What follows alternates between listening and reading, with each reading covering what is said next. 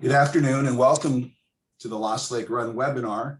This is the second webinar we've had this year, but the first one in our Lost Lake Run series. We've got a second series of webinars that we started this year called My CF Life.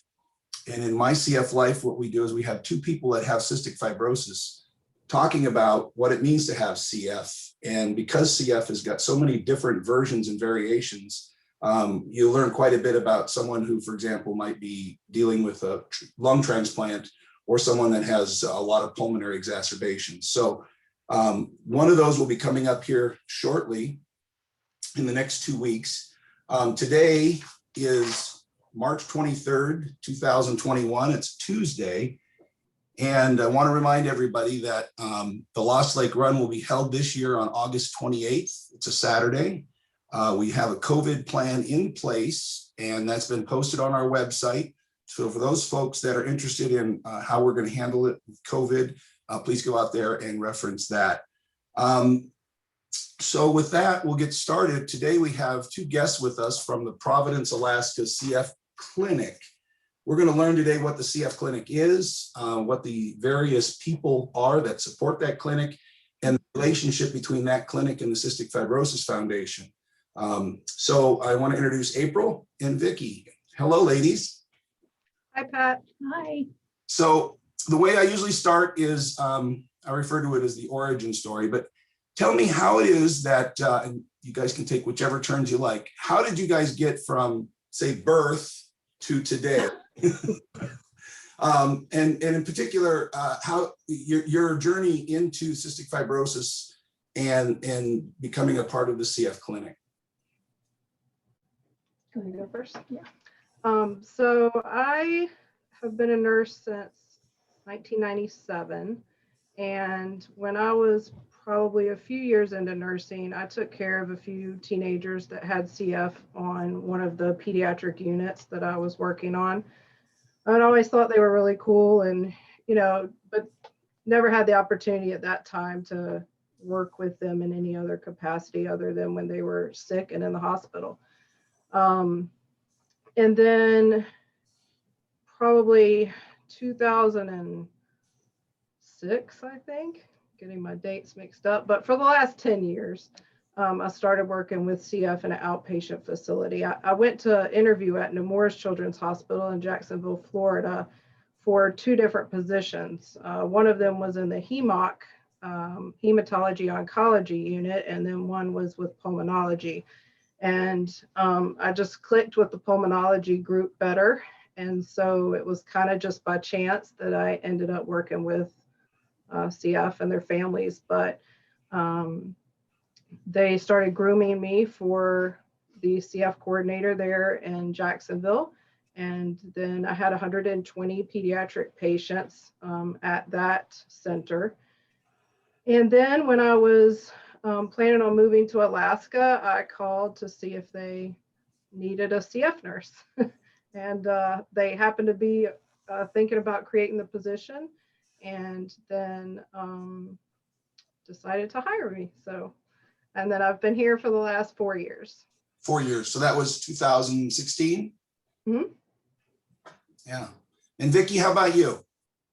I got mine through nepotism. I heard senators get their jobs that way too. Yeah. So Tdn Roberts is a physician who started the clinic here at Providence in 1988. And I'm his wife and was working in his office. And at that time, we only had clinic 2 times a month. And as we have all talked about, CF is a complex disease with lots of illnesses and hospitalizations. And so people would need to be seen other than just on those 2 days a month. So I started by seeing patients in the office setting there. And I also had another job at Providence.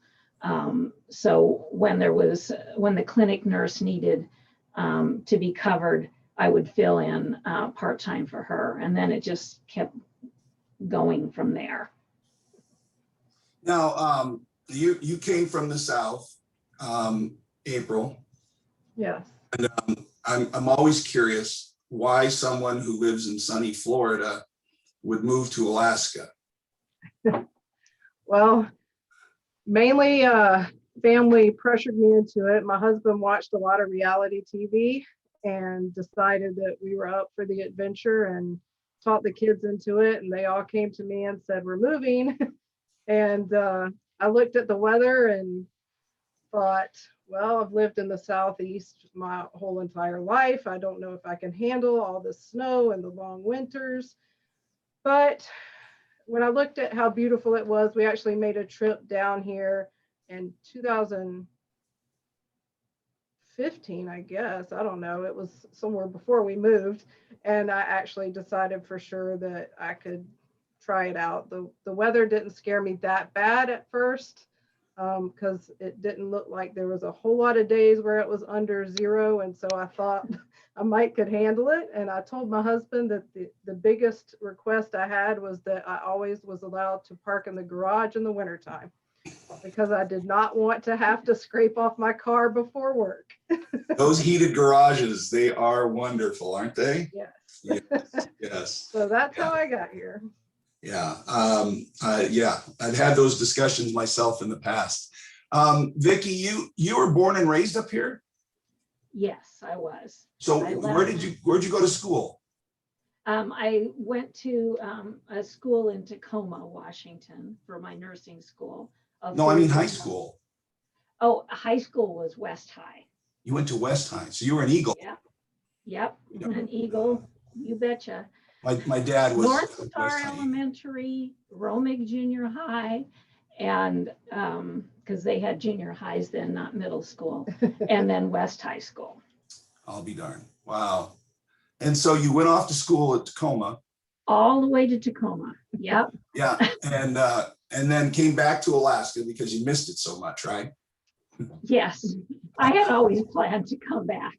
And then I was gone for 2 years when Dion did his fellowship. That was a bit more of an adventure. We went to New Orleans, which is almost like a foreign country compared to up here. I bet that you're going down in her country now. Exactly. Even that area is a whole nother country compared to the rest of it. Now you started you started working with the CF Clinic in 1988. Was there anything before that? What was happening before 1988 for the CF population? Were they just seeing doctors at random, or how did that work?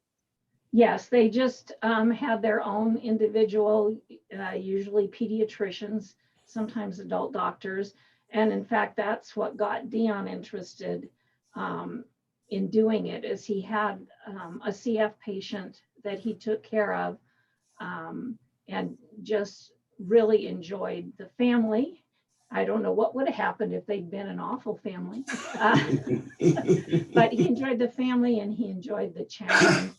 And so when he'd been a pediatrician for a number of years and worked in the neonatal intensive care unit here, and then neonatologists started coming in, and he decided rather than continuing with that, he was going to take on a new challenge.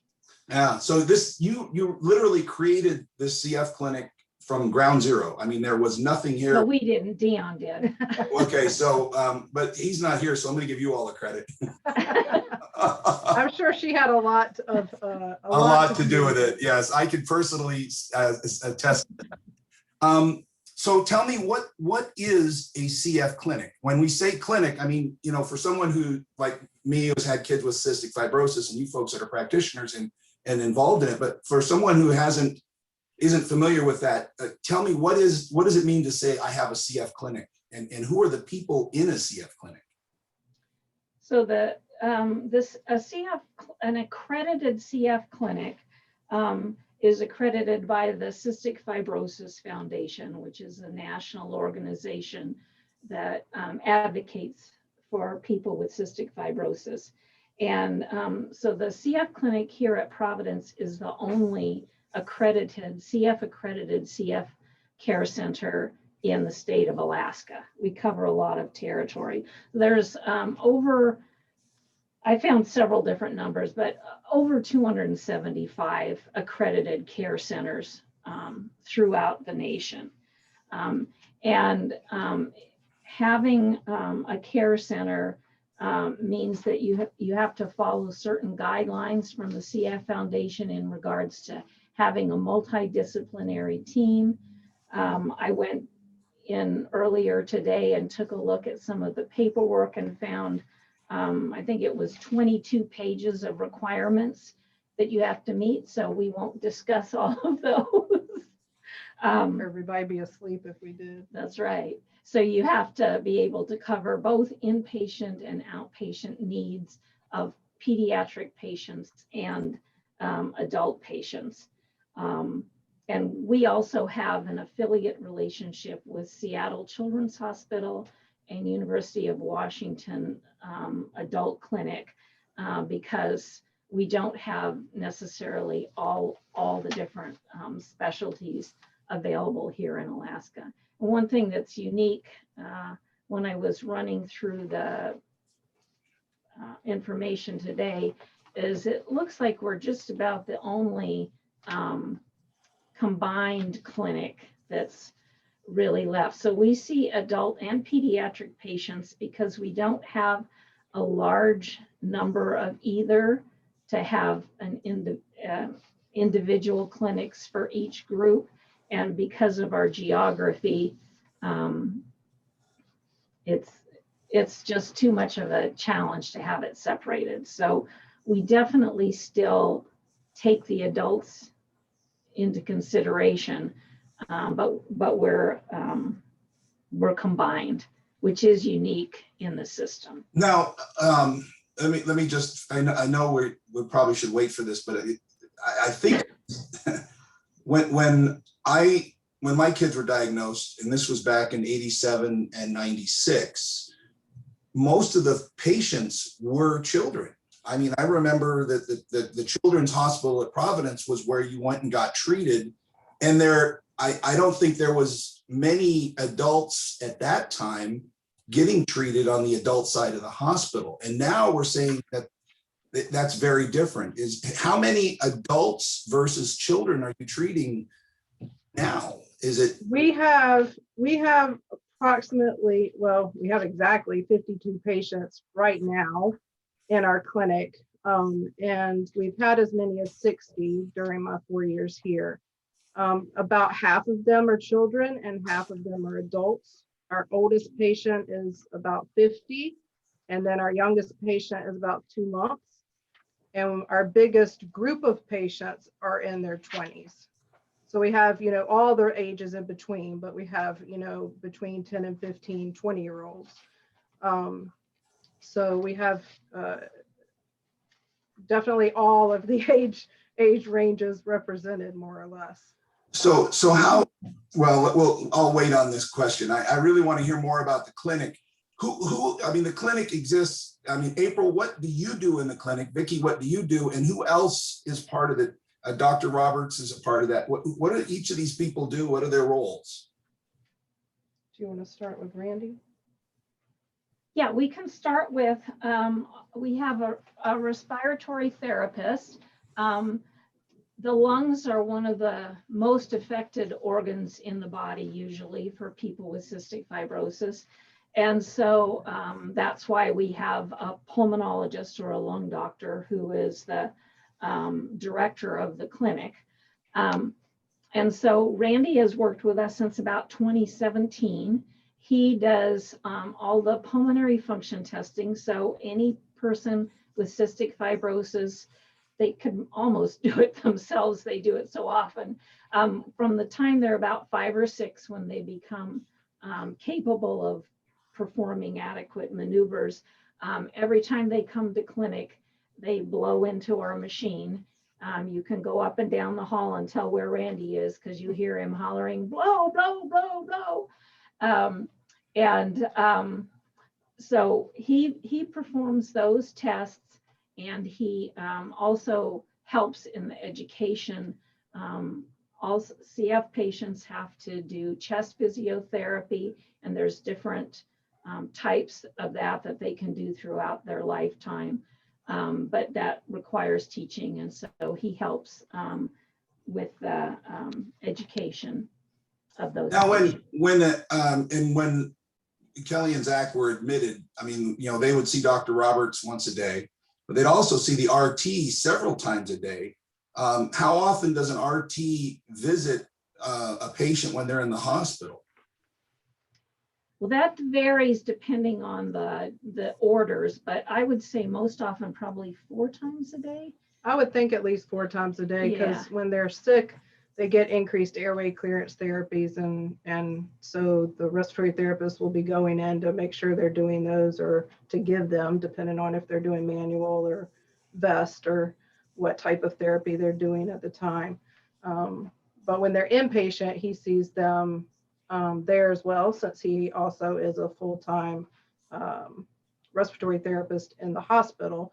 And then he comes to our clinic once a week, which is when we have CF Clinic, and he sees them at every visit. Our babies are seen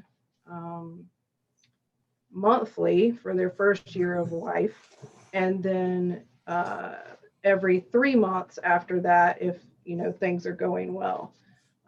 So at every visit, he will come in and discuss with them how their airway clearance therapies are going. And like Vicki said, do the pulmonary function test if they're old enough. And he also does a finger mold once a year, which everybody loves. Tell me about a finger mold. Yeah, so a finger mold is to check for clubbing of the fingers.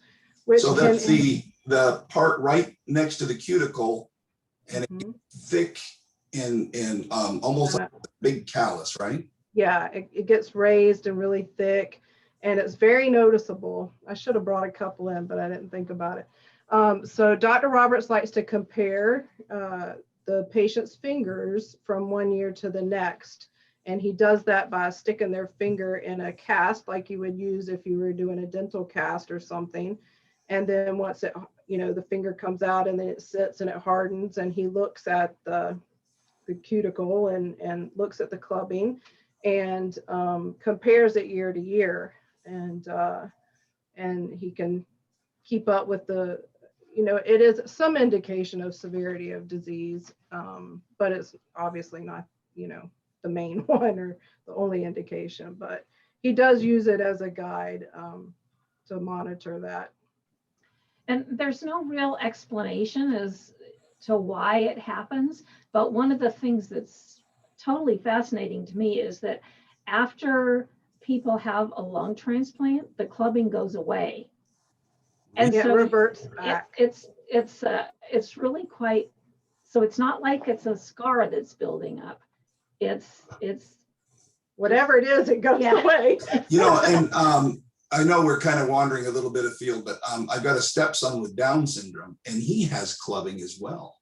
Mm-hmm. I've noticed that. Now, it's not as severe as like I noticed with Kelly's, but now with Trikafta, I wonder if we'll see that lessening. We already are. Yeah, we already are. Yeah, absolutely. A lot of patients that had severe clubbing before Trikafta now have very minimal, if any. It's pretty amazing. Wow. That's a potent drug. Wow. Whew. All right. So that's our pulmonary therapist. Who else do we have? So we also have Julianne, who's our dietitian. The lungs, as we said, are usually greatly affected by CF, but so is the gastrointestinal tract. That's probably the second greatest area that's affected. So Julianne she's the second longest tenured person with the care team. She's been here since 1991. And she sees patients at almost every visit, unless we let her take a vacation or something. And spends a good deal of time working with the patients. And it all is individualized. Some people's GI tract is impacted more than other people's. So just like almost everything, well, not just in CF, in healthcare in general, it has to be very individualized. So she spends a lot of time, and one of the pluses from the, I guess you could call it a plus from the pandemic, is we've improved our telehealth communications. And so it's been easier for her to follow people at home if they have some ongoing issue that needs to be dealt with. Now, And then the last, just as an aside, you would do periodically, you would do these CF updates, and you'd have parents come in and you'd have people from the clinic come in and describe. She came in one time and gave the most amazing presentation on probiotics I have ever seen. I really wish I had her slides. She did a fantastic job. I mean, the lady knows so much about nutrition. And I mean, she was listing off all these different probiotics and the benefits, and oh my gosh, it was amazing. Well, knowing her, she probably still has it somewhere. she Pat. probably couldn't find it right away. It's probably on her desktop of her computer. It sounds like me, a digital hoarder. I've got every Yeah. presentation I've ever made. All right, So I'm the sorry. Lost Continue. Lake people, the people who do the Lost Lake Run would recognize Julianne. She's the person with the camera on the trail at each run. And she's a great photographer on top of. She is very good. Yeah, everything. and her significant other helps with that as well, and he's wonderful. Yeah. So then we have Stephanie, who is our social worker. And Stephanie also does the mental health. There's an actual mental health coordinator role, and she's the clinic coordinator. So she's been with the clinic since 2019, but she worked for a 2-year period previously too. So she's kind of had two bouts with the CF clinic. And I'm looking because I don't want to miss the description here. So Stephanie sees almost every family at most clinic visits, and most families don't have any need of a social worker at every visit. But when they do need to have someone fill that role, it's so much easier if it's someone who has an established relationship with the family. And so she goes in, and even if it's just a visit about how's the puppy doing or things like that, she meets him at every visit. And then she's also the person that will help with insurance issues, financial issues, the Make-A-Wish institution. But then her social worker role kind of overlaps with her mental health coordination role. And so the CF Foundation really strongly believes in the importance of mental health care for CF patients and their families. And so as part of that role, she does annual depression and anxiety screening. She refers people out to community providers, and she also will do education sessions with those community providers who, while they might be familiar with anxiety and depression, if they don't know anything about CF, it makes it harder for them to help the patient. And so she'll Keep going. she'll provide education to those people. And Is she can her also see patients in the hospital and out of the hospital as necessary. is her role kind of changing as you're seeing this population of people with cystic fibrosis aging and getting older? Are the mental health issues changing and the social issues changing? Are you seeing some of that in clinic? Yes, I would say anxiety and depression, even though things are changing in a positive way, there's still a lot involved.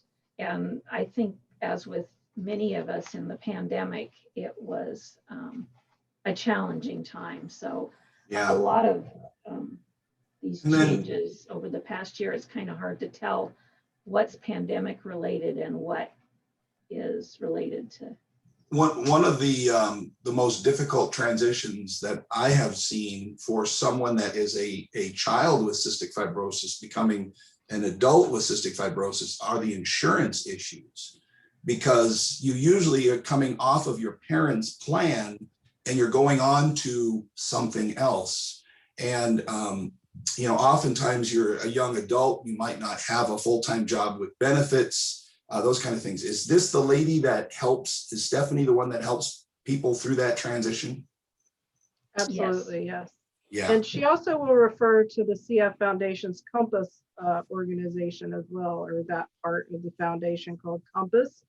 They help out a lot with helping people find the right insurance for them, and help people apply for Social Security and that kind of stuff. But the primary go-to person in our clinic would be Stephanie, and then she refers out from there if needed.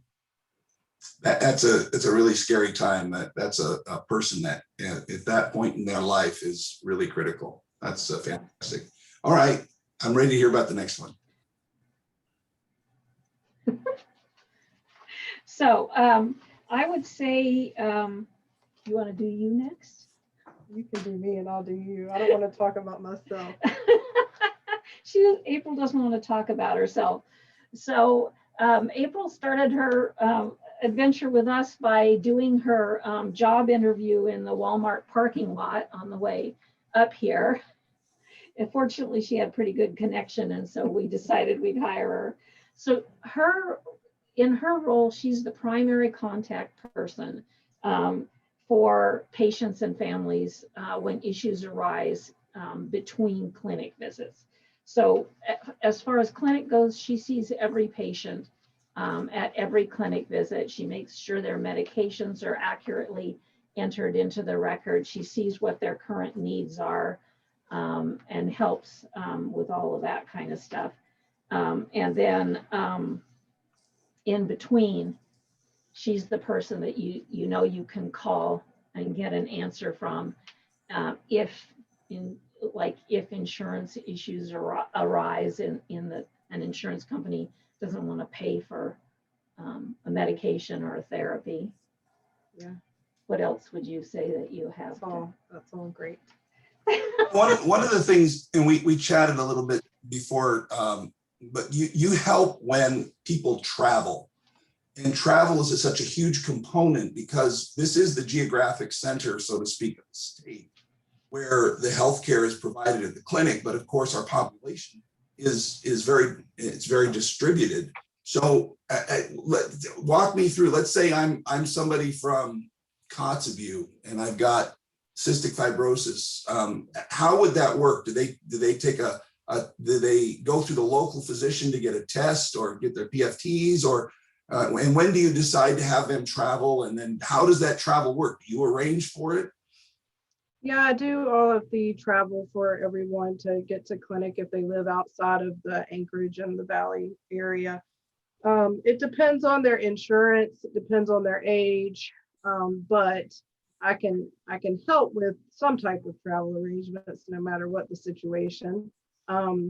It works great when we are just doing regular scheduled quarterly visits. It's a little bit more difficult when people are sick, because if they live far away like Kotzebue, it's going to be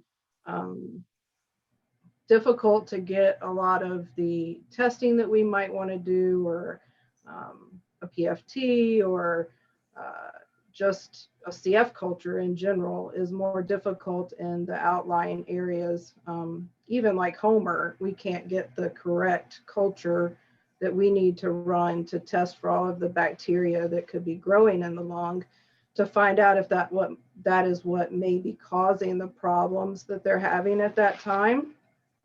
So that's our biggest frustration, I think, is not being able to get the testing we need at every location where people live here, and then having to decide whether or not they are sick enough to bring them to Anchorage, or whether or not we can try and treat them where they are with their primary physician's help, that kind of thing. If I came in from Kotzebue and I'm a child, do I bring my mom or my dad with me, or whoever Yes. my caregiver is? Absolutely, yeah. And if they have Medicaid, Alaska Medicaid does pay for their travel to get here. So that's a very nice benefit to Alaska that I am not aware of a lot of states having. I'm sure there are some that do that as well, but in Florida, we have patients coming in from Georgia, and our Medicaid or their Medicaid definitely didn't pay for them to get to us. So I think it's unique to Alaska, but I'm not 100% sure. And then when you come into the city, is there a place for them to stay that's near the hospital, or how does that work? So there are several hotels, but if they're sick enough to come in and then they end up getting admitted, of course, a parent or guardian can stay with the child in the hospital. Yeah. But there are hotels nearby, or Hickle House, which is kind of connected to the hospital, which is a pretty reduced rate for patients or families to stay there, especially if they have to stay for longer than, one night or so. But yeah, I mean, there's a lot of organizing, I guess, that goes into figuring out how to get somebody here and to make sure that they have somewhere to stay. And then you have to get the taxis and whatever vouchers are needed for that and for meals. And so it can be complicated. Yeah. Wow, that's a lot of work. That is a lot of work. And Vicki, what's your role? So I'll talk about Vicki for just the quick part, and then she'll talk more about in detail. So Vicki is our primary research coordinator, and like you said, she's been here since 1989 in some capacity working with CF. She enters all of the data into the Port CF Registry, which is extremely important and invaluable to our center because it provides us with a lot of data that we need to know how to improve ourselves, or where our areas of concern are for our patients. Say, like if we are having issues with nutrition, or with Pseudomonas, one of the bacteria that's common for CF. She puts in all of the data on each patient who has agreed to be in the registry with every visit, and then we use that data to determine, how to improve ourselves and what to do to help the patients as well. And then she also coordinates all of the cystic fibrosis research protocols.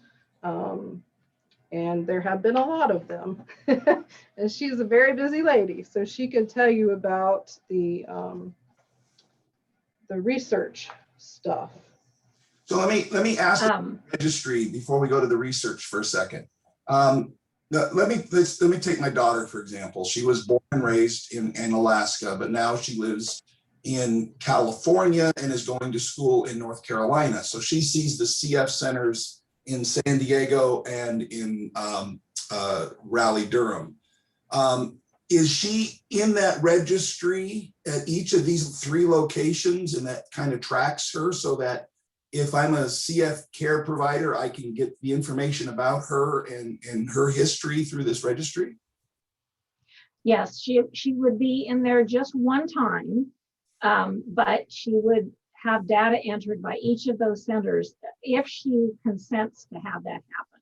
So we don't just automatically do this. This is considered research, and we have a lovely consent form that we go over with every patient. And so if they agree, the type of information we put in is what their pulmonary function tests are doing, the medications they're on, their height, their weight, CF-related complications that they might have. And but so, if we think about outcomes, about really tracking the performance of drugs and their efficacy throughout their life, and if there's, this kind of trend analysis would seem to be absolutely critical. yes, every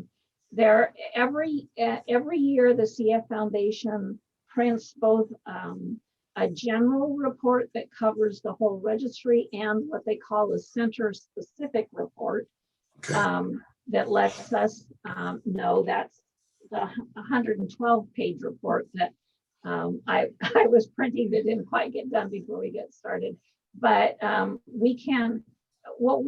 we always try and make the patients understand that we don't use the registry data necessarily for specific clinical care, but what you pointed out is where it comes in very handy in trends.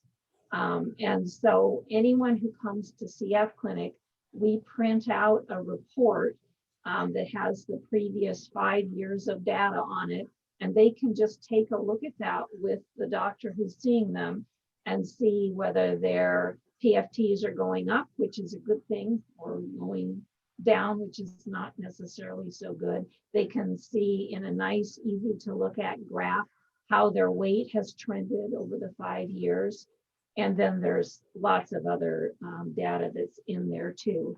But the registry data is very useful, and it's a detail-oriented kind of time-consuming job, but it's well worth the effort. So I look at every time a CF patient, one of the advantages of having the CF clinic here and then having them followed, if there's, since that's once a week, we improved greatly. Now we have CF clinic once a week, not just twice a month. But still, we can't convince everyone to only get sick on Thursday afternoons. And so, they'll come in and see someone in between those times. Yeah. And so it's all the same record here at Providence. Now, when they live in Fairbanks and they go and see their primary care physician, I don't always have access to those records, but we're able to get a good deal of data to enter. Yeah, and it would seem to me that as a patient, having that kind of information available to you so that you can make decisions and you can see trends in history and, all of that information, how could that not be useful to produce a better outcome for your treatment, it seems? And one of the things the CF Foundation is working on, they haven't quite got it all worked out because there's confidentiality issues and technology issues, but they are working on making it be a more real-time thing. So like right now, if Dion says to me, what bugs has this person grown over the past year, I can go in there and find that pretty readily. But if a person is sitting at home and wants to know what bugs they've grown in the past year, they would have to call us and ask us that question. So in the hopefully not too distant future, the CF Foundation is hoping to have that type of data available for CF patients to access on their own. And they would only be able to look at their own data, not everyone's. Wow. That's one of the technology challenges. But then also they're trying to find ways that there are certain things, most likely in the realm of the mental health and psychosocial, where patients would be able to enter some of their own data. Like they're not going to be putting in their pulmonary function tests or something, but they might be answering questions about how they feel they're complying with their medical regimen or different things like that. Now, I use my own children as an example because I can. I know there's a lot of HIPAA requirements, and I couldn't talk about somebody else's treatments, but I could talk about my own kids. But anyway, Kelly has got this PFT device now that she got recently during COVID, where she can take her pulmonary function test. So for those people not familiar, PFT is that is like the most important indicator of the health of a person with cystic fibrosis, because it can determine how well the lung is functioning. Literally, pulmonary function test says this is how good the lung is working. So PFTs are short term. That's what we use. But anyway, she can take her PFTs now at home, and I could imagine that information could be automatically downloaded into this database because the device itself is I'm certainly calibrated. and so are some of these kind of trends things you're seeing as well, where devices are, I mean, she also has CF-induced diabetes. I could imagine that she could maybe download some of her blood sugar data, you know, that kind of stuff. Yes, there are already blood glucose monitors that download into a system where the providers can pull up their trends and their information from their monitor and get all of their glucose numbers, etc. Then the PFT machines now that they have for home use, they're not really a machine, but they're a little tiny device. But they look like an inhaler. If you have asthma, they're really only the size of an inhaler. They're very small, but I remember way back in the day, they had one that had like a little metal ball and you could blow and it would push the ball up the chamber and it would give you like a little metric on the side as to how far you could blow it. Is it similar to that? It might be a peak flow meter. Yeah, I think you're talking about more of a peak flow meter, Okay. which is more like asthma, but probably back in the day, they probably used it for CF as well. We don't really use that anymore, but the PFT machine that the Cystic Fibrosis Foundation provided to the majority of patients who are of age to use them has been invaluable during the pandemic to allow us to have a way to have the patient check their lung function from home. And so it's a nice tool to have, and technology is definitely making CF care easier to not do in person. However, there are some things that still have to be done in person to get comprehensive information, such as, you know, a physical exam. You have to have somebody actually palpate the stomach and listen to the lungs. And there's technology out there where some people can do that with a computer at home, but we don't have that here that I'm aware of yet, at least not in places where we need it to be anyway. Now, go ahead. I was just going to say, as far as that home spirometry, one of the studies that we're currently doing, which is doing a more in-depth study of people who have started one of the new medications that we'll talk about in a bit. They have, this was unplanned, but the pandemic had people moving fast on their feet. So they have incorporated a little mini piece to the study where they are looking at the patients will be doing pulmonary function testing at home, both on their own and what they're calling coached spirometry. So they're using their home spirometer, but they can connect with us with the same technology that we're using now. And I can still holler, blow, blow, blow, since mom and dad might not always be able to do that, but usually they're probably pretty good at it by the time. So they're actually incorporating that and then comparing it when they come in for their study visit, which should be within a day or so of the home spirometry. They're comparing it to see how close and accurate these home spirometers are with our big fancy machines that are carefully calibrated on a regular basis. Right, right. So that was just a pandemic-driven quick change to a protocol. When that would be some very interesting data to look at. I'm a bit of a data nerd, and so those kinds of things, it would be fascinating. I'm sure they'll be publishing a paper. Yes, yeah, just at a conference near you. For those that have children with CF, the RTs have developed a style that we're familiar with, where they motivate the kids, and then I don't even know if they do it with adults, but to blow. But there was an RT before Randy, a lady that had a rather shrill voice, and in my sleep sometimes I can still hear her say, blah, blah, blah, blah, blah, blah, blah. I was like, oh my goodness gracious. And she got the best performance. You want the best performance out of that. And she got great numbers. And so the RT is an amazing person, and they developed some really amazing techniques to get the most out of these PFTs. So we've covered a nutritionist, physical, pulmonary therapist. We've talked about the social, mental aspects. You're doing the research coordination. April, you glue everything together, it sounds like, and keeps everybody on Try. as the clinic coordinator. And then we get to the physician, right? Is that the next level up? Yep, that would be it.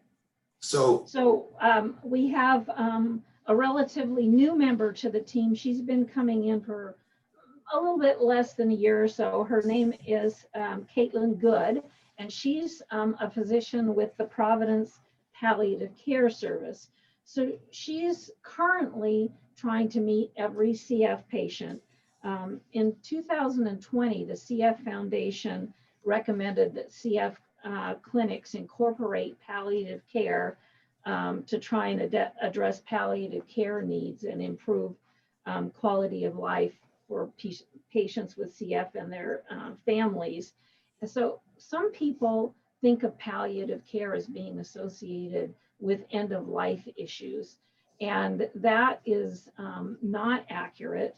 Palliative care is beneficial for people and their families who have chronic diseases throughout all the different life stages. And so individuals with CF have to manage extensive symptom and treatment burdens, and they face complex medical decisions throughout their life. So the palliative care people can help lessen the burden a little bit and hopefully improve the quality of life. So the palliative care doctor specifically wanted me to stress that they provide symptom management, and that kind of can overlap a little bit with the clinic physicians, but they have a little bit more knowledge and are a little bit more familiar with, like, for example, pain management. They also have psychosocial support available, and for adults, they'll assist with advanced care planning.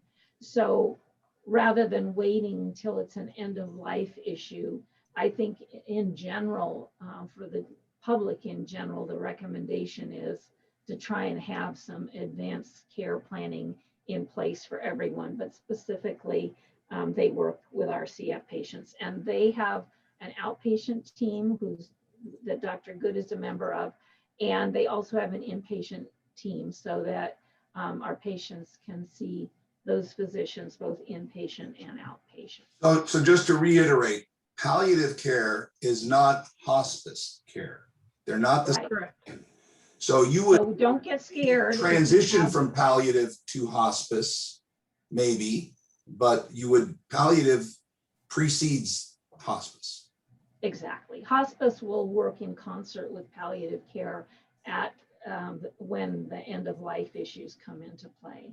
But just because someone brings up palliative care with a family, it's not like we're saying the end is near. It's a lifelong relationship, kind of like the social worker. You want to have an established relationship before you need it, so that you're comfortable utilizing it if you do need it. Yeah, I'm glad you made that point, because in my mind, and I've been around this for 30 some odd years now, I still, in my mind, until you made this point, thought palliative care and hospice care were one and the same. So I'm glad that we got that point made. Okay, so that's Dr. Good, as in not bad. No, instead we have She's a Dr. very good. Gerboth. Yeah, and then next we have Dr. Gerboth. Yeah, so as we said, we have both pediatric and adult patients, and it's about half and half. It kind of bounces back and forth in our clinic at the moment. And so Dr. Gerboth has been working with us for about a year or so. He is an adult pulmonologist, and he sees 1 or 2 patients in each of the clinics. He isn't able to see all of the adult patients. He hasn't taken over the role of seeing all of them. But he comes to the care conferences and the little team meetings that we have before a clinic day. And he usually sees 1 or 2 of the adult CF patients to help try and bring an adult viewpoint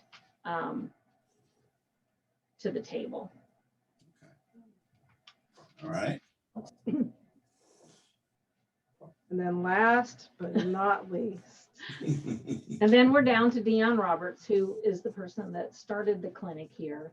Kumbah, or whatever That's you like to right. call him. So. So he's the program director for this care center. And so he, in addition to seeing patients, he sees patients inpatient and outpatient, but he's also responsible for all the paperwork that goes along with being an accredited CF care center. He has to keep up with all the new guidelines. He attends a lot of meetings about that kind of stuff. And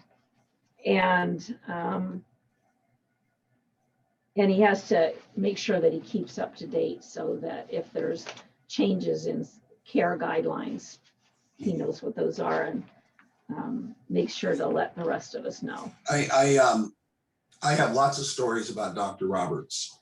I'm sure you do. But one of the things that, he is very committed to his patients. This is my opinion. You don't have to share it, but I'm sure you do. But he is the patient's advocate and very strong at times. I've seen him, really stand up and say, this is what I think is the right thing. And I think his outcomes are amazing. I think he's got very good reasons. And I know, for example, Kelly's mom came in one time and she was talking about, I think it was curcumin or something that she read about on the internet that was kind of the latest, greatest thing. And somebody somewhere had taken it and it took away all the symptoms of CF and she wanted to know about it. Dr. Roberts read the papers and came back and said, this is what it is and this is what it isn't. It wasn't that he really thought about and addressed that specific thing and took 20 or 30 minutes in clinic to go through that. And I thought to myself, and I've thought this many times, he gives that time and attention to every one of his patients. And in today's medicine, where so many doctors, and I know the profession is difficult, and I know there's all these other pressures and a lot of things, but you may see your doctor for a couple minutes. It seems like sometimes that they pop in and pop out, and you really spend more time with a PA or an NP or whatever those other, or a nurse. Roberts really spends the time with the patient. And I think that is so rare today. And the other part of this is he couldn't be the kind of doctor he is without Vicki. And I mean it very sincerely, because you guys are a team. It's a support system. It's this amazing process. And you are very giving of his time to his patients. And another example of that is Zach has been in the hospital, and for some reason he always picked Christmas to be in. So Christmas morning, in comes Dr. Roberts to do rounds at 9 a.m. And that was, it was his dedication to his patients. How easy it would have been for him to say, it's Christmas Day, maybe I'll pop in late, 9 o'clock, he's doing the rounds. Anyway, we're very blessed in Alaska to have this team that you've discussed and Dr. Roberts and Vicki leading this team. It really is amazing. And the continuity of care, we're talking about 35 years where you're seeing these patients go through these life stages. It's unheard of. My daughter, Kelly, literally, Dr. Roberts was in the operating room when she took her first breath, her very first breath. And he tracked her all the way up until she went to college, 20 years old. I mean, how often does that happen where you folks in the clinic, we're seeing Julianne and Vicki and we're seeing that patient for 20 straight years.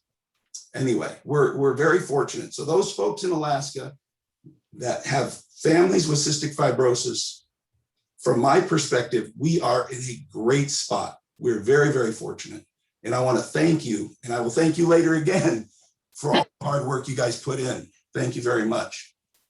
So this team that you're talking about, this care team, seems to me to be a unique model. It's not like if you've got diabetes, you go in and you see a nutritionist and a gastronomist, I mean, how often do you see these kind of teams set up where they handle all these different disciplines during a single visit into the office? That seems to me to be very rare. Well, I think it is in some respects. However, at some point over the last 10 to 20 years, I don't know exactly when it was created for more specialties. I'm not sure. Did you guys have all of the multidisciplinary people from the very beginning when you started your center? Yeah. So that was 33 years ago or so.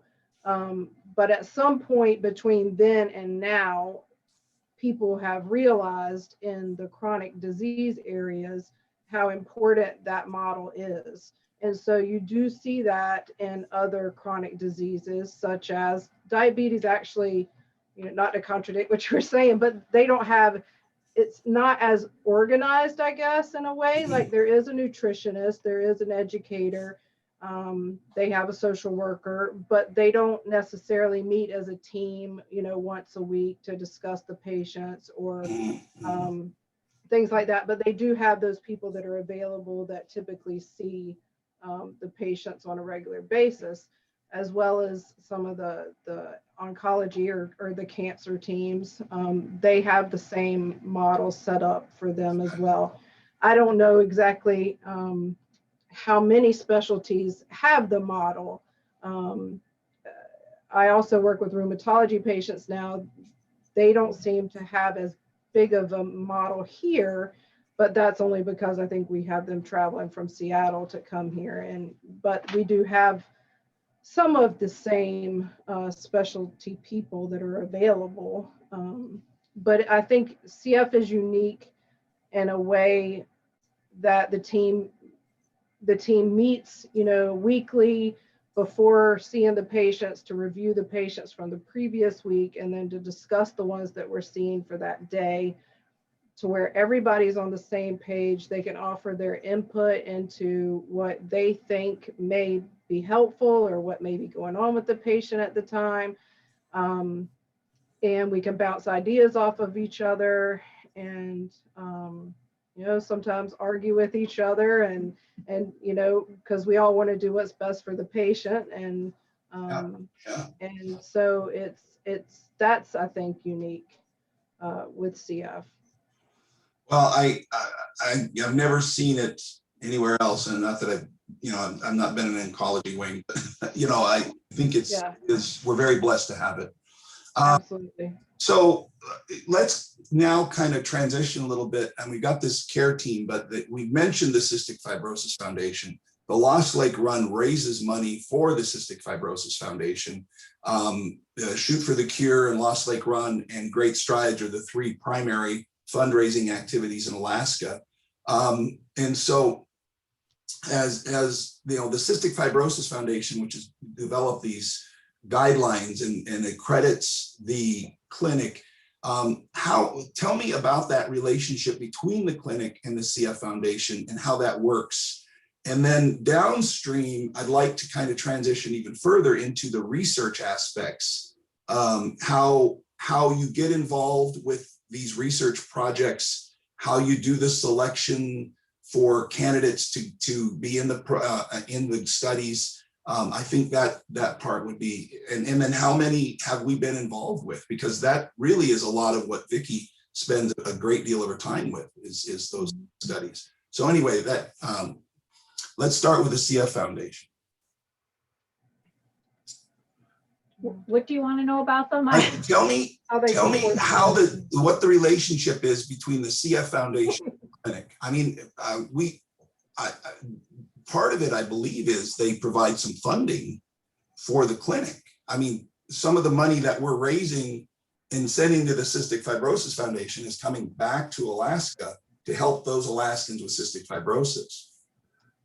Absolutely. We can't say that this dollar was raised there and came back, but we have several grants that truly make a difference in our small clinic in helping support it. And so we have the CF Care Center grant, which helps a little bit with salary support. It helps pay for attendance at conferences. And if you think about it up here, it's not like we can just have a meeting and have all the CF nurses attend. That would be April and me. And so it's very important for us to be able to go and meet in larger groups and interact with other people who are dealing with the same kind of issues that we are. I kind of lost track of what. There's also the Tdn Grant, which helps immensely in the support of research related issues. And we have had, we've already talked a good deal about how the importance of having mental health providers be involved in the care of our patients. And that's a more relatively new concept.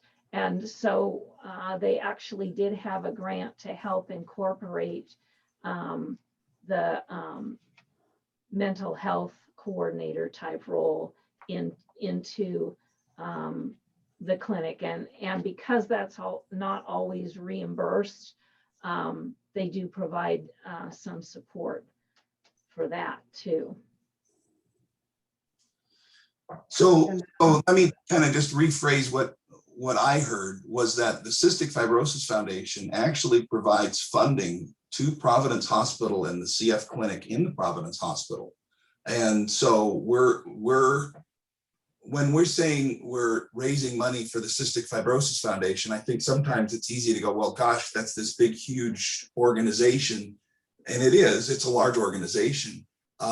How does that benefit those people here in Alaska? Well, you just said how it benefits those people here in Alaska. It's help covering the cost of the care for mental health, for studies that we can get involved with, and also for your own clinic time. I think that's important to know. I personally did not know that until we had chatted a little bit yesterday, how extensive the support was for the Cystic Fibrosis Foundation. So it's quite fascinating to hear. Absolutely. Yeah, it's a very important source of our funding. When you have a small clinic like we have, just anywhere between 50 and 60 patients on average most of the time,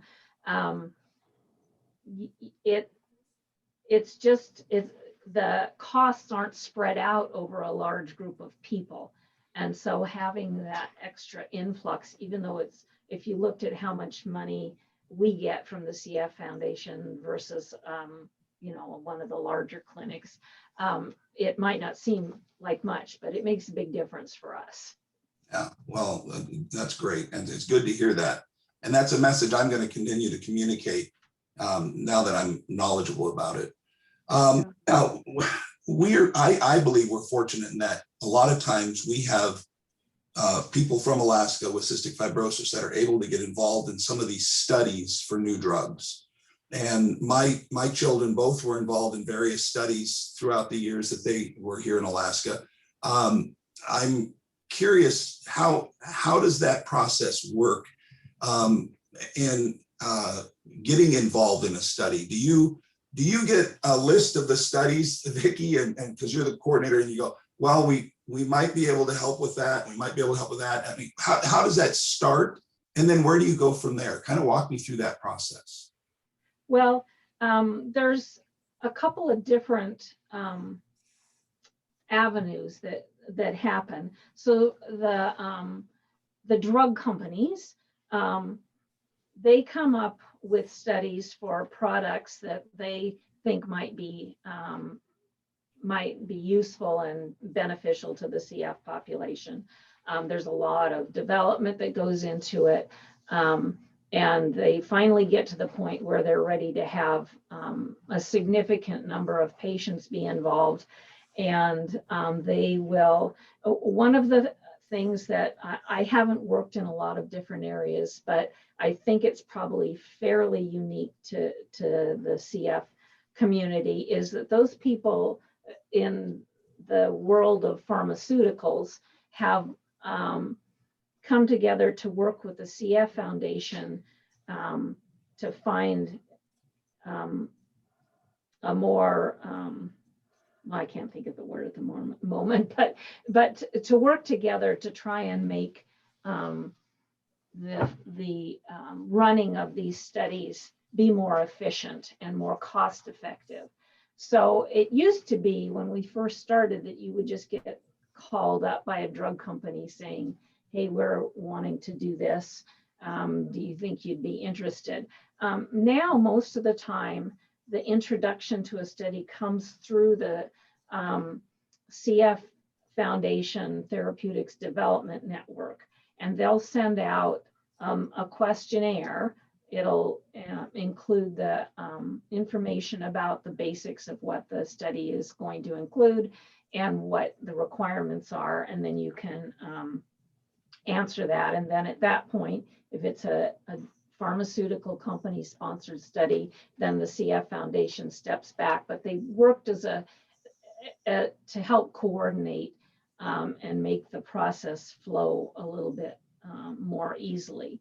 But then, for example, with this new Trikafta drug that's out, it's a CFTR modulator, and it's making a huge difference in our patients' lives. We're actually starting to look at, do they need to continue with Pulmozyme? Do they need to continue with hypertonic saline? Well, the people that make Pulmozyme aren't real interested in doing a study to see if we can stop prescribing that medication. So the CF Foundation actually helps coordinate these protocols to help answer questions, not necessarily to develop new drugs, but to help answer some questions. Now, many years ago, the CF Foundation was very smart, and they put some money into drug development that had a big payoff. And then they had to step back because they're supposed to be independent and not just be leaning towards one medication, but they got a lot of money from that. And they have really wisely reinvested that. And so now they can help support studies that drug company is never going to pay for, like, do I really need to use drug A anymore? Or now that I'm on this CFTR modulator, can I maybe not use that? So we have our drug sponsored studies, and then we have the studies that are sponsored or at least supported by the CF Foundation. How many of those studies, in rough numbers, is the clinic involved with each year? It varies from year to year, but I can tell you that right now we have 2 of those kind of studies. 2, okay. And then can you say how many patients are involved? So our center, as we already talked about, is small. We just have 50 to 60 patients, and the little bitty baby ones there's very few studies that we can be involved with them. Some of it is equipment rate related, and some of it is that there's not a huge number of studies for really young children. So that cuts our population even more. So for us to have 2 of those studies is about the most that we would probably ever be doing, and then 1 or 2 drug company sponsored studies at the same time. Oh, And so it's probably a a total of couple 4? handfuls of active patients that are participating, right? Yeah, it varies Give or depending take. on the type of study. But we've always had a pretty good, and by pretty good, I mean like 10 to 20% of our population participating. And some studies are more time intensive, and some studies are just can be done when they come into their regular CF clinic visit. Now, one of the challenges, that's the right word I'm looking for, with the development of new drugs for a population in general, cystic fibrosis, the population is relatively small relative to the population of the world. I mean, there's what, 20 or 30,000 people with CF in the United States out of 350 million in the population. So if you start developing a lot of drugs, you have a smaller and smaller pool of people, because if you're involved in one study, you really, depending on what's being done, you can't do another. How difficult is it just to find candidates that would fit the right characteristics for a study? Is that challenging? It is definitely challenging. And that's why sometimes we do better in recruiting for broader studies. For example, studying, we have a study going now where we're looking at this Trikafta that I mentioned earlier, and going more in depth in looking at different pieces of the puzzle than a drug company would have to do to just get their drug approved. Essentially, they have to show that it's safe and that it does whatever it is that they're stating that it does. But sometimes you want to know, it does that, but does it take 5 hours a day, or does it take 5 minutes a day? And if it does take 5 hours a day, does it make enough of a difference that our patients would still do it? No. I can tell you there's nothing that exists that would. So the CF Foundation is able to go into a little more depth in those type of studies and find out a little bit more. One of the things that I think, because what you're saying is the CF Foundation isn't driven by the dollar. They're driven by the patient outcome and the quality of life. And the CF Foundation wisely invested in drug production early, and as a result has got a lot of residual financing now, their own money that they can reinvest in these kinds of projects, these research programs. And I think that to me sounds rather unique. I don't know if the Asthma Foundation or the Heart Foundation or the Kidney Foundation, I mean, are they doing the same types of things, or is this relatively unique to CF? I think it's, if not relatively unique, the CF Foundation was at the forefront. There were some early people that started the foundation that were very, very bright and forward thinking, and to even come up with this kind of concept. Now, we do have to say that the CF Foundation isn't usually studying specific drugs. So the pharmaceutical companies are still the ones that are coming up with new ideas, all this great stuff that we talk about when we talk about the CFTR modulators. That's a pharmaceutical company that did those studies, although the CF Foundation was invested in them initially, and that's where a lot of money and maybe to a certain extent, maybe that CFTR modulator might not have developed as quickly without that investment, because the size of the population and the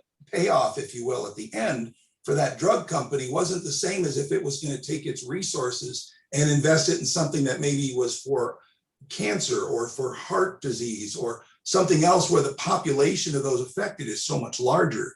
So, you know, I can see the conflict part of it, but I can also see that there's the benefit part of it. So they've done a very good job in finding that line between the two. And it certainly has benefited those people with cystic fibrosis from my perspective, because we now have an effective medication to treat 90% of the population of cystic fibrosis patients. Yeah, it's really amazing to if you look at the progression of where CF started to where it is now, and how, you know, 30 years ago, there were very little treatments available for patients with CF. And then as drugs have been developed and as the foundation have researched, you know, with all of the CFTR modulators, you know, going back, what, 8 years, I think, or so. 2012 was when the first one was approved. So going back just that long, I mean, it's in the 10 years that I've been doing it, I've seen tremendous outcomes, or I don't know what you want to, I can't think of my vocabulary words at the moment, but progress, you know, with treatment of people with CF, and the differences that it is making in their lives is absolutely incredible. I mean, when you start with Kalydeco in 2012, which is the first CFTR modulator that came out, and you had patients, a few, only, you know, a handful of patients were in the group that qualified to be able to take that due to the mutations that they had. However, the ones that were able to take it, you saw, you know, from a sweat test in the 100s, which is, you know, pretty high, it means you definitely have CF. When they repeated that sweat test after only being on the drug a few months, you were getting sweat tests in a normal range. I mean, you know, I had patients that would just, you know, them and their families would just be crying, because it's like, oh my gosh, like, this drug is not a cure. However, it fixes a lot of the problems with CF to where it's kind of like a half cure, you know. I don't know how to say it any other way. It just, it's not perfect, and they still have to do a lot of their therapies and take certain drugs a lot as well. But the amount of pulmonary exacerbations that has went down, the amount of hospitalizations has went down, their weight has went up, their state of mind overall, I think, is way better, because they're feeling better. They're not coughing all the time. They're not having as much sputum production. They're just enjoying life more. People that never thought that they would reach an age where they could go to college, or where they could have a job and have children and you know, have a long, fulfilling life, they are finding that they at least are feeling like they can, and all signs point to the opportunity being there for them to be able to do that. I mentioned at the beginning of this, there's a webinar series we started this year called My CF Life, and Sabrina Walker is going to be hosting that. And Sabrina was in the very first one, and she is talking with another person with cystic fibrosis. And of course, this is something that has changed their lives. I mean, for many of the folks with CF, she mentioned in her conversation, and it's on YouTube, and you can find a link on the Lost Lake Run website. But she mentioned how she was now going back to college. Now she's a mother and a wife, but I mean, she was so, those activities plus maintaining her health, there was no room for thinking about anything else. It was maintenance of your health, you know, her mom and she was a wife. And now she's back in school. I mean, she's got a full-time job. She's going to school. She's a mom. and somehow I twisted her arm and she's hosting my CF Life. So, you know, this is the implications of that medication that it's given these people a whole new lease on life. Another example of that is, I think it's Dr. Boyle is the president of the CF Foundation. And I like to watch kind of these annual reviews, sort of like a State of the Union address for the Cystic Fibrosis Foundation. And he talked about how in the pandemic year 2020, so this was at the end of 2020, early 2021, when I saw this presentation, he said that the number of pregnancies for adult women with cystic fibrosis had doubled. Now, he said, is that because Trikafta has changed that? Or if, you know, everybody's locked up in the pandemic and we got pandemic babies. And he says, you know, it's too early to tell, but he says, I believe, just anecdotally, I believe that there is a lot of that is because now people are looking at their future differently because of these drugs. And that's from the funding, and it goes all the way back to these visionaries that you mentioned, Vicki, in the Cystic Fibrosis Foundation. And we in Alaska participated in those studies that helped get those drugs approved. We were a part of that process all the way through each one of those. Orkambi was the second one, right? Kalydeco, Orkambi, and then Trikafta. And Symdeko was in There was between. another one in there. Yeah. there was another one. Symdeko. Okay. Yeah. What was the other one? Symdeko. Symdeko. Okay. Yeah. The names are hard for me to remember. Kafta is not though. So this to me is, you know, is an amazing, rewarding part of raising money for cystic fibrosis and the foundation, is that we're seeing that these dollars, and then of course, getting back to this point that we've got this care team in Alaska that we're blessed to have, that's really doing a fantastic job for those with CF. I want to speak about kind of the social aspect of this from your perspective. So, and if I'm walking into waters you don't want me to walk into, that's fine. But one of the things that it seems to me is, you know, Dr. Roberts and Vicki and Julianne, and then now you're seeing these patients for a very long period of time, which, you know, I don't know that that's common, that you would have a physician follow you for decades. And so I think you might get attached to them. You know, I mean, you get to know them and their kids and what they're doing, and, you know, how do you handle that yourself? I mean, how do you try to keep yourself emotionally detached? With me, how that works, because to me that would be incredibly hard. I would have a very difficult time with that aspect of it. It is hard. I'll go first, even though I haven't been a member of this team or any team for a long period of time. Oh, you have. I mean, just 10 years in CF, I'm very, very close. All of my patients in Florida, well, not all, but the majority of them I'm friends with on Facebook now that I'm not their nurse. I can, you know, be friends with everybody, and I keep up with their lives. And I mean, to me, they're like my cousins, you know, or something. They're like extended family. I truly feel connected to the patients and their families so much, and truly care about them and how they're doing, and do everything I can to help them just in general. I mean, even if they just want to call and talk to me about school or, you know, whatever.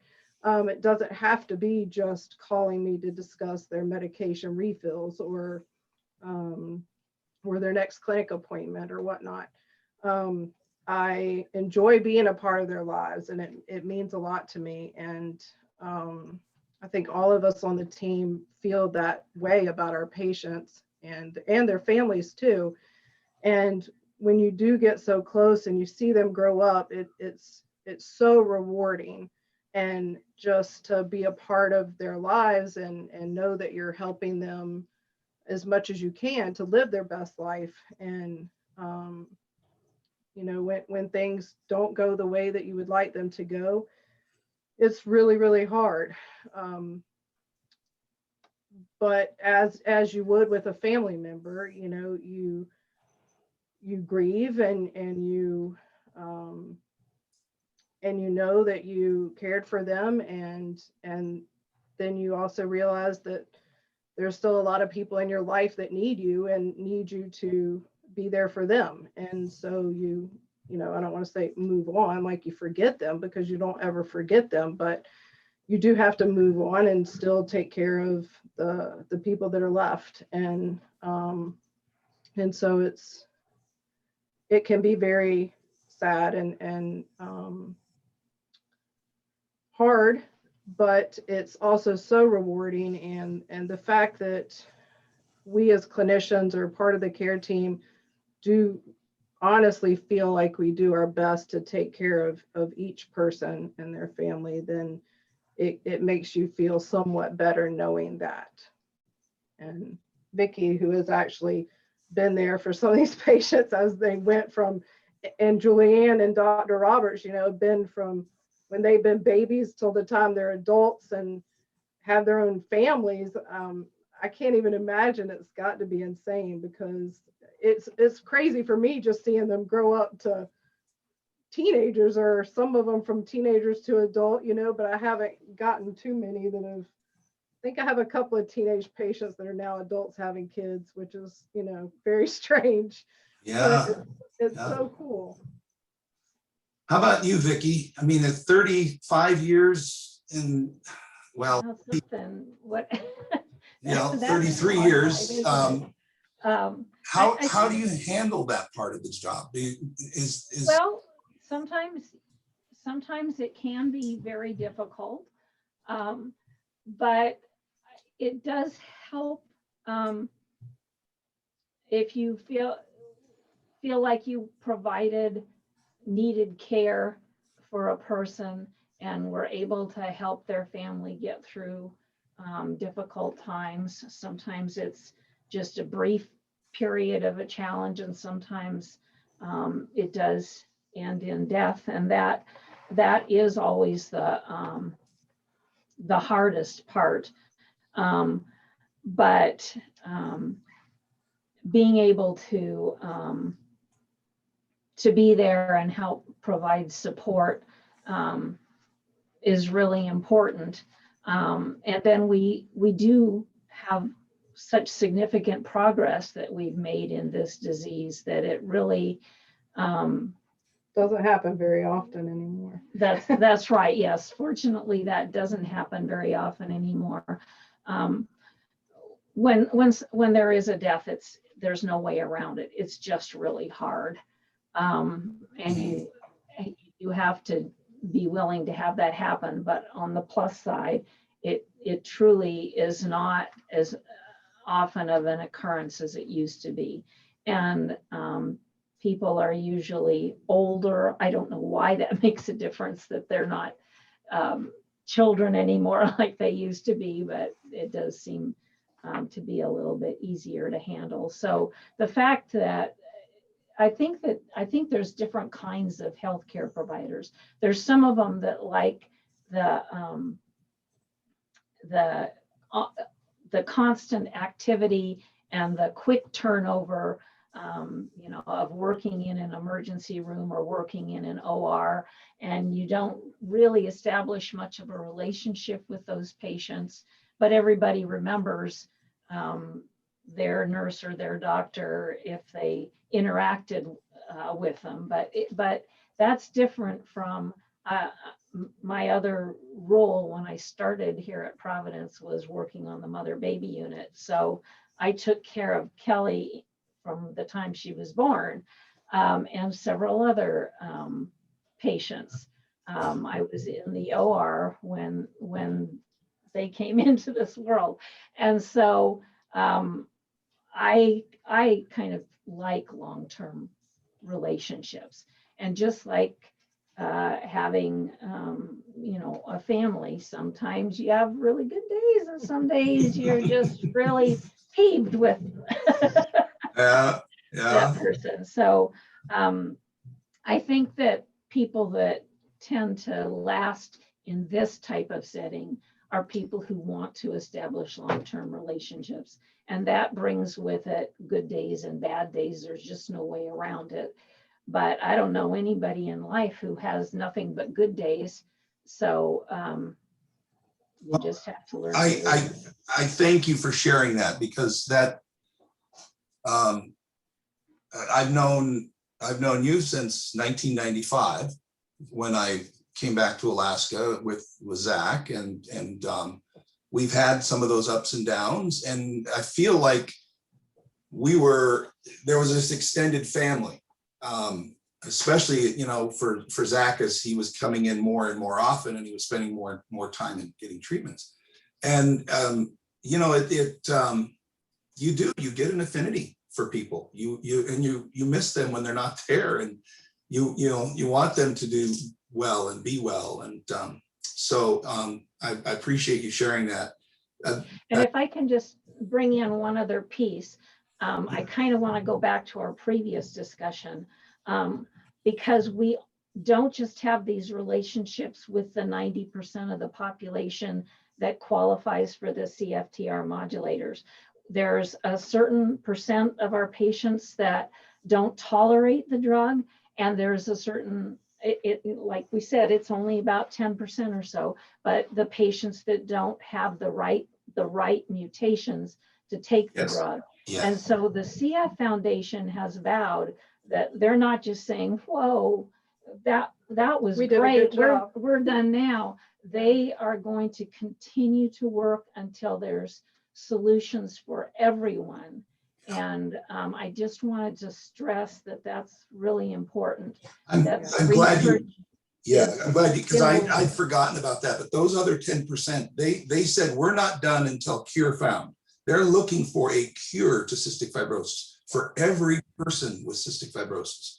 They're not, you know, and I think they're continuously working on CFTR modulators for those other genetic defects so that they can incorporate them.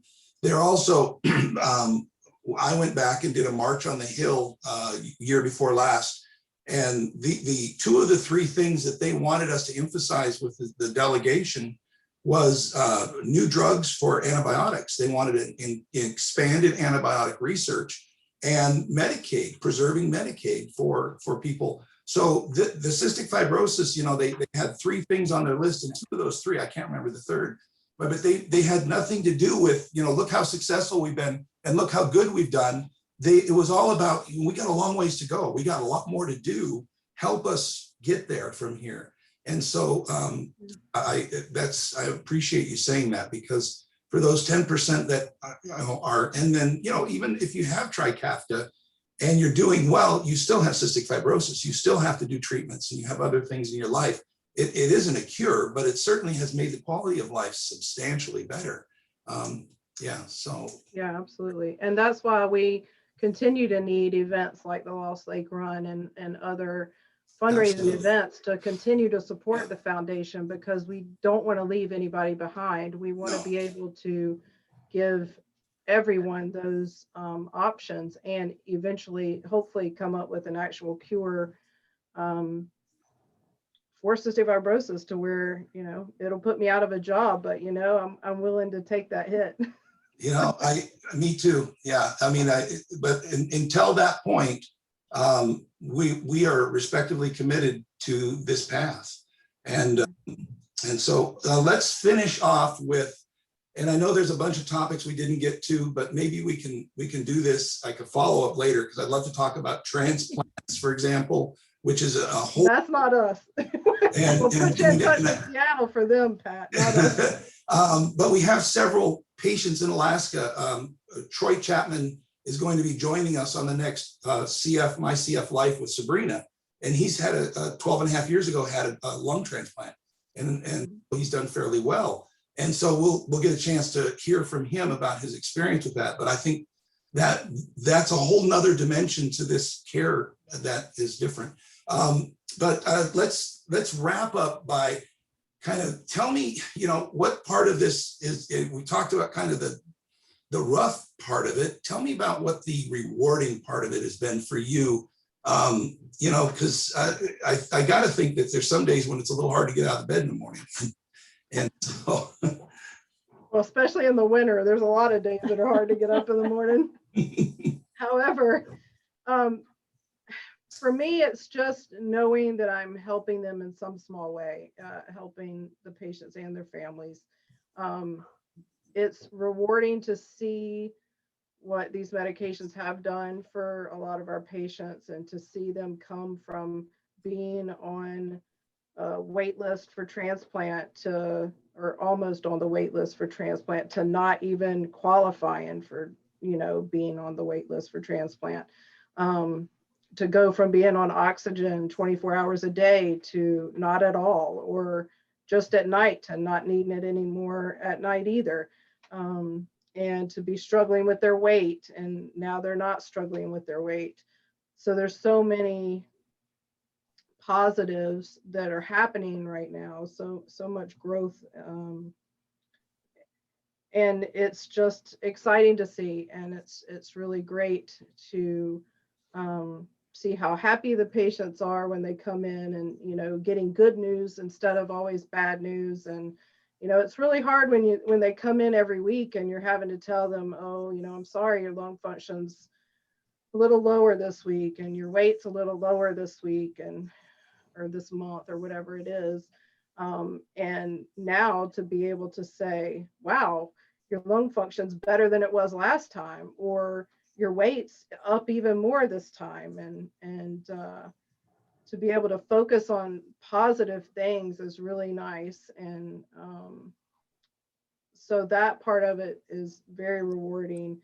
And I'm not sure if you have any additional things to add. No, I would say that I think another piece is that this drug, as amazing as it is, it needs to have the team still around. So we need to still have April to be checking all of a person's medications and making sure that there's not something that they shouldn't be on at the same time that they're on the Trikafta. And we need Randy to still be doing the pulmonary function tests so that we can go woo-wee.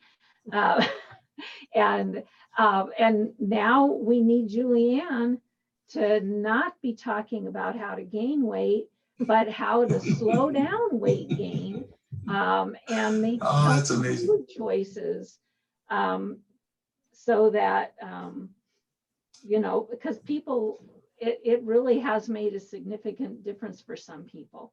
And obviously we need the physicians to be looking at the big picture, and making sure that the patients are still moving on. And I think we need to keep in mind that we have people in all different places on the path.